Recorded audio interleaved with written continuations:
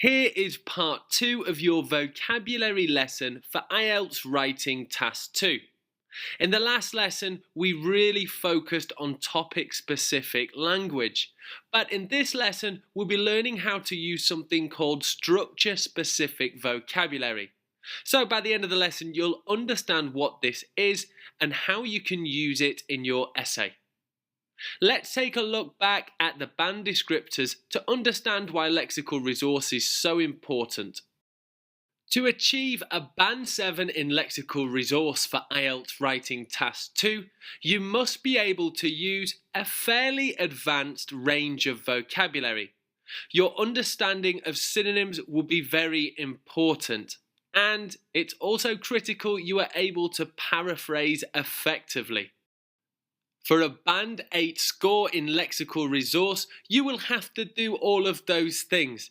Being able to paraphrase, have a great range of vocabulary, use synonyms, understand collocations, and possibly use some idioms. You'll need to be able to do all of this without making too many errors. So that is it for your band descriptors, all about lexical resource. And the reason I'm showing you this is to highlight how important your range of vocabulary and being able to paraphrase using synonyms is. In this lesson, I will show you some structure-specific vocabulary that you can definitely use, and it will help you to score higher band scores. So what actually is structure-specific vocabulary? Well, it's language we can commonly use in each section of our 4-step essay structure. Please make sure you note down any of the language that I show you in this lesson. Let's move on to the first section, which is our introduction. And here is our Task 2 question. In cities across the world, many people are living in large apartment blocks. What are the advantages and disadvantages of this? I'll show you a wireframe with some language you can use for each sentence in the 3-step structure.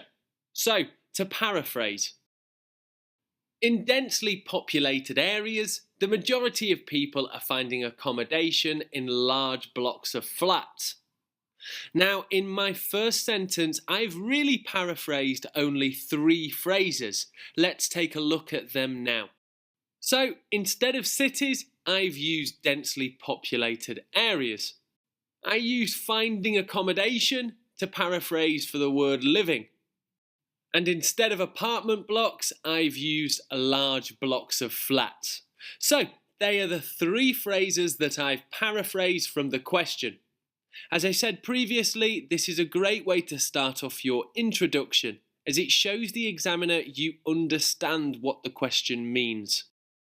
The key vocabulary for sentence 2 is in this essay and throughout this essay.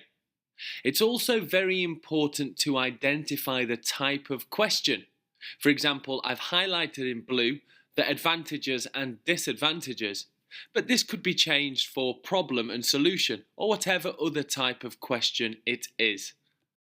You can use either of these 2 sentence openers to begin your plan sentence. For the 3rd sentence, you may remember the key language being the time openers, firstly and secondly. Remember that the purpose of our outline sentence is to tell the examiner exactly what we will write in supporting paragraph 1 and 2. For that reason, the time openers are very useful. You can also see that I've used firstly, I will discuss, and secondly, I will share. You could also use explore if you like. That's all for the key language for the introduction, so let's move on to our supporting paragraphs. First, let's take a look at the question. Some people say advertisements encourage us to buy products we don't really need. Others say they can help us to learn about new products that could improve our lives. Which side do you agree with? Now, our language focus here will be to use these main point openers. Let's take a look at the first one. To begin with, many people feel they are brainwashed into buying food products that are unhealthy. Firstly, there is a common belief that marketing can make you buy things you don't need. First of all, it is true to say that many people dislike advertising. To start with, advertisements can definitely change our behaviour to buy certain things.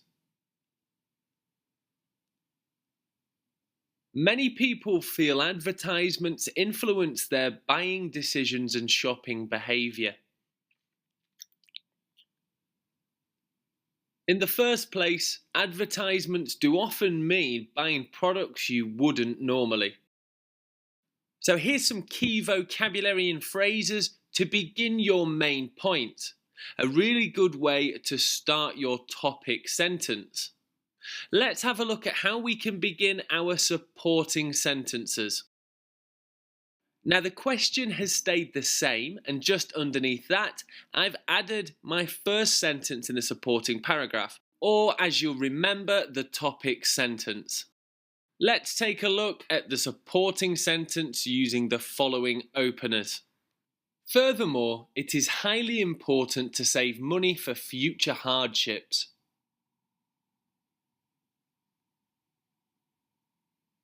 As a result of high spending, people can get themselves into debt with their banks. Moreover, there are other priorities for spending, such as education and health.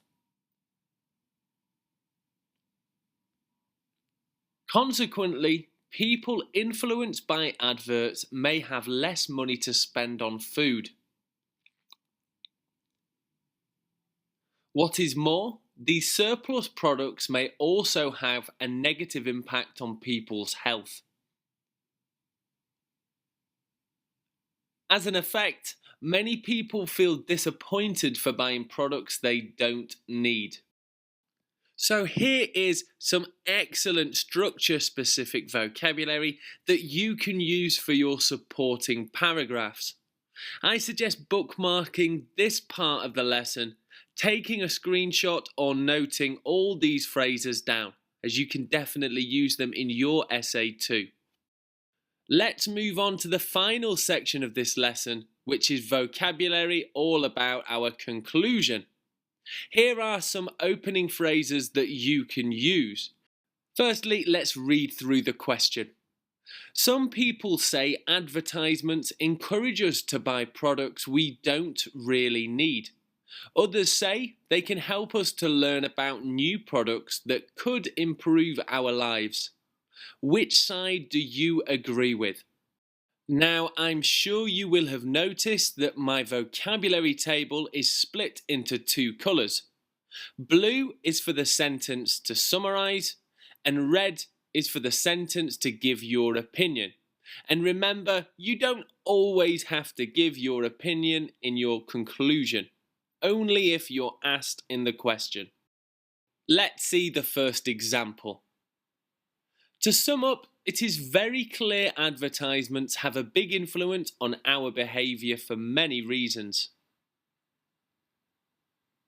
In conclusion, we can say there are some positives and negatives to advertisements. In summary, people have many different feelings about advertisements and marketing campaigns. I believe that advertisements should be carefully monitored by the government.